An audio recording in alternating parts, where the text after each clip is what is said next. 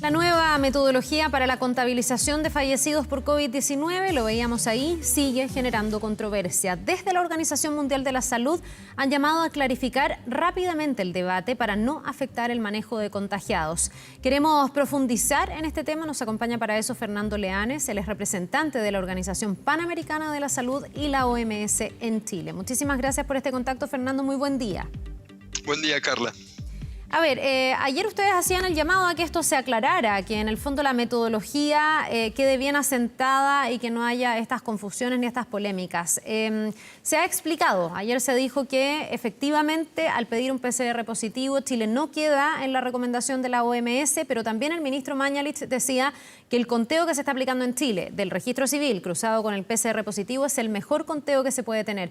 ¿Le quedó clara la explicación, le queda clara la metodología y le parece bien que se haya optado por este modelo?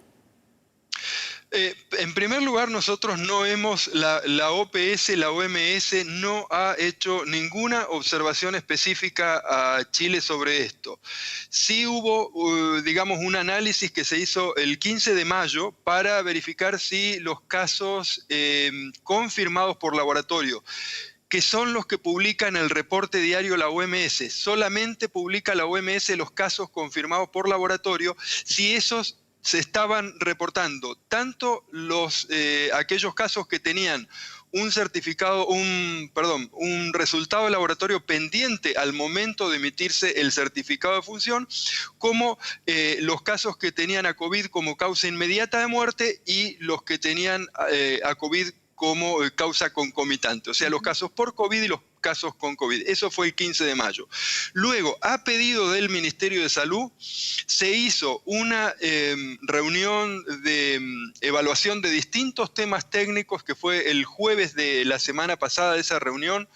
Participó la subsecretaria Daza también y nuestro director de emergencias. Y en el tema de los reportes, el país pidió que la OMS aclarara cómo se tenían que informar los casos probables.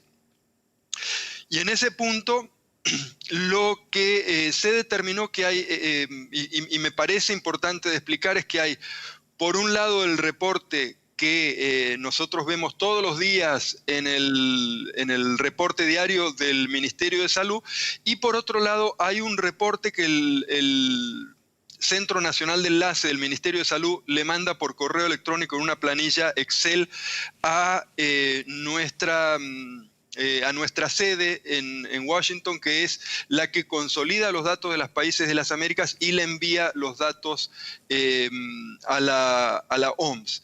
En esa planilla de cálculo están consignados, yo pregunté y me han informado los expertos de mi sede que en esa planilla de cálculo los países informan tanto los casos confirmados por laboratorio como los probables, como los descartados. Se va a seguir trabajando los expertos de la OPS con los del Ministerio de Salud para apoyarlos en hacer más concordantes, vamos a decir, los dos informes que tiene el Ministerio de Salud, pero no han merecido observaciones. La observación que yo hice... Sí, perdón, sí, Carla. Lo que pasa es que aquí también hay un tema de cómo se le informa a la ciudadanía, porque entiendo que puede haber reportes a la Organización Mundial de la Salud y que se lleve una contabilización en el mundo, etcétera. Lo que yo quiero saber es si la recomendación general y particular para Chile de la OMS, porque así lo han dicho muchos expertos y lo ha dicho también el Colegio Médico, lo han dicho algunos centros de estudio, es que la contabilización se debería hacer no solo con los PCR positivo confirmados, sino que con cualquier cuadro clínico compatible con COVID, a no ser que se haya demostrado una causa distinta de muerte. Porque hasta ahora eso es lo que discuten algunos expertos, que así se debería contabilizar. Cuando el ministro dijo que se había cambiado el criterio, se sumaron 557 personas, todos entendimos que Chile se ajustaba a esa recomendación, pero después se dio paso atrás y se dijo que va a ser el registro civil cruzado con el PCR positivo. Sí, nosotros entendemos que y esto estamos hablando, digamos, de una cosa que es muy importante, Carla, porque esto hace a que, digamos, esta discusión llegue a un consenso entre los expertos chilenos y el Ministerio de Salud, y la comunicación pueda ser a todos nosotros, a todas las personas, pueda ser mucho más enfática en cómo tenemos que movernos para evitar contagios. Esto es lo central. Y por eso, digamos, fue que yo ayer comenté con un medio colega de ustedes que era importante que hubiera consenso en cuanto al lenguaje que se usa. El consenso entre los expertos del Ministerio de Salud y del Consejo Asesor, del Colegio Médico, etcétera, de la academia. Claro, pero Fernando, para acotar no es... todos los espacios de duda, no hubiese sido, como entendimos todos, que ocurría el fin de semana, incluso varios lo aplaudieron porque en el fondo decían, el ministerio acogió el trabajo periodístico de Alejandra Matus, que ya venía poniendo, no sé si en cuestionamiento, pero al menos una discusión sobre las cifras oficiales, el trabajo de espacio público, que también reportaba que había más gente fallecida que a lo mejor no se estaba contabilizando. Muchos dijeron que bueno, ahora como que hay un consenso, se recogieron esas miradas y además Chile se va a ceñir a la recomendación de la OMS. ¿No es esa la forma de cerrar todo espacio de dudas? ¿Usted no le gustaría, no sé si es la palabra, pero no consideraría lo más correcto que Chile hiciera lo que la OMS dice? ¿Por qué? Porque ayer el ministro de Ciencias, a quien me tocó entrevistar, dice no, nosotros no quedamos bajo la recomendación de la OMS, pero estamos aplicando otros conteos, por ejemplo, que aplican otros países de la Unión Europea. ¿Es eso así? Yo dije que era saludable digamos, que se discuta este tema a partir de la observación de Matus, del Colegio Médico, del reporte ciudadano. Pero que yo lo había llevado al tema a los expertos de la OPS que no habían hecho observaciones y que se comprometieron a seguir ayudando a que la información confluya. Ahora, ¿qué es lo que dice la recomendación de la OMS, que está en español y que te la puedo compartir? Es que aquellos casos en donde el profesional actuante considera que COVID está entre las causas inmediatas, concomitantes digamos que la persona falleció por COVID o con COVID y COVID está vinculado al fallecimiento, tienen que informarse como caso probable. Aunque no haya un PCR positivo. Aunque no haya un PCR positivo y aunque no se haya tomado la muestra de PCR. O sea, aquella persona que fallece con un diagnóstico presuntivo de COVID, lo que se recomienda es que se considere dentro de las estadísticas como COVID. Esto lo han dicho el ministro Cook, el ministro Mañalich, el Colegio Médico, o sea, esto es algo que está aceptado. Ahora, hay otra cosa también. Pero no es lo que Chile está haciendo, Fernando, ahora, con este nuevo mecanismo, con este nuevo conteo.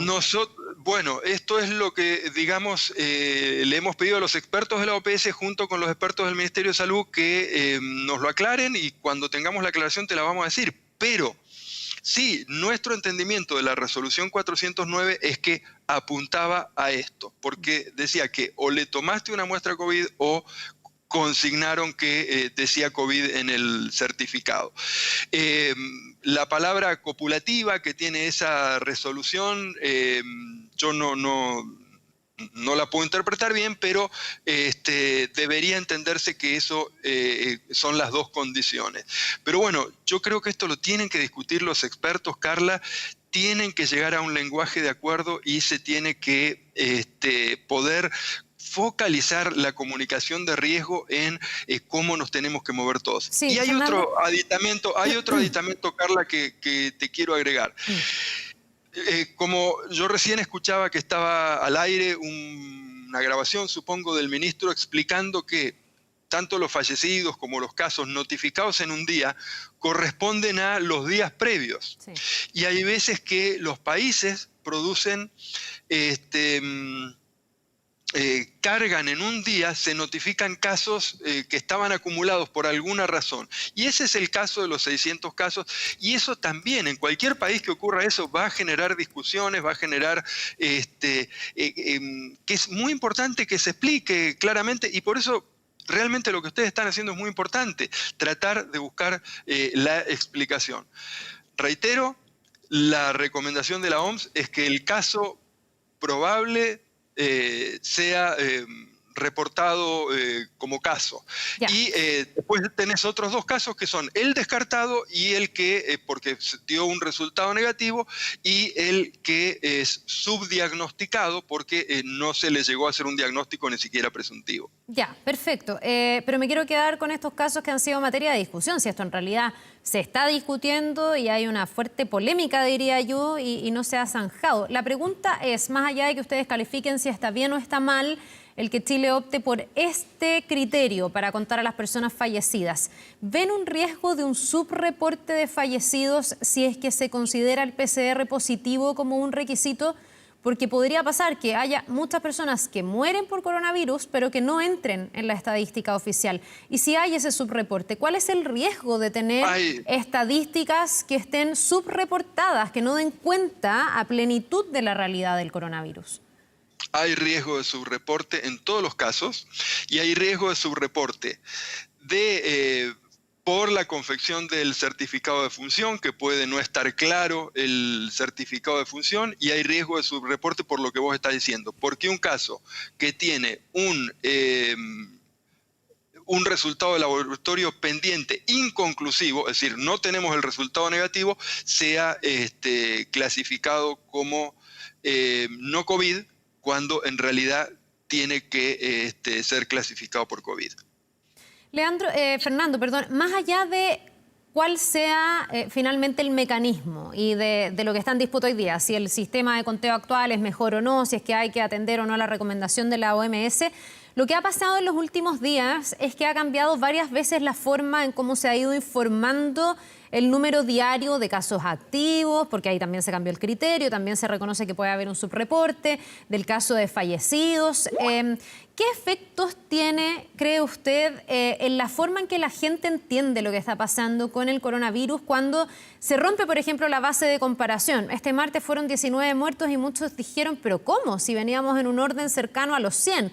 De hecho, hay estudios que muestran que si se hubiese informado de otra forma, hubiésemos visto del 26 de mayo en adelante más de 100 fallecidos diarios, con un pic el 1 de junio de 120 personas. Pero eso no se ha informado de esa manera por distintas situaciones. Ya no quiero hablar de por qué se toman los criterios. Le quiero preguntar el efecto de tener tantos cambios en la forma en que se informa.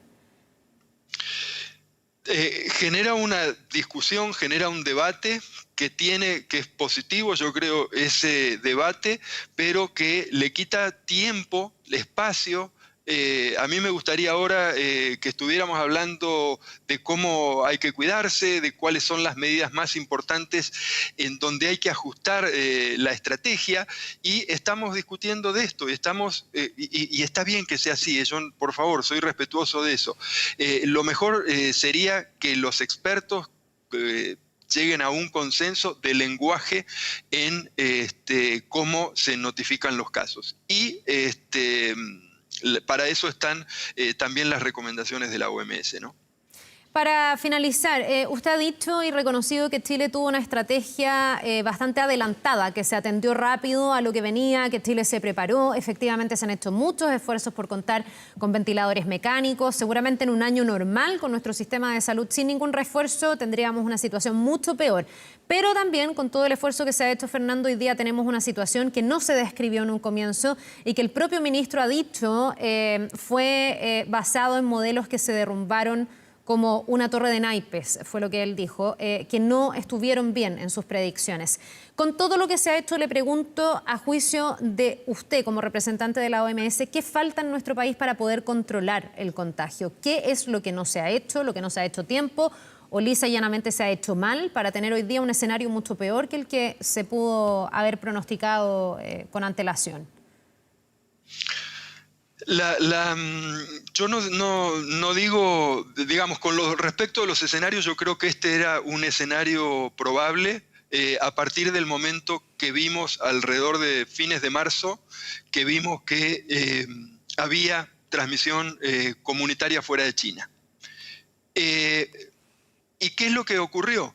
En un principio la estrategia fue efectiva, porque el virus estaba circulando en zonas donde la gente podía hacer las cuarentenas, donde la gente podía aislarse en el caso de los diagnosticados, más allá de que hubo personas que violaron la restricción de movimiento, especialmente en los primeros momentos, y eso ocurrió en varios países, ¿no es cierto? Gente que fue a casamientos, que viajó, etcétera, teniendo el diagnóstico.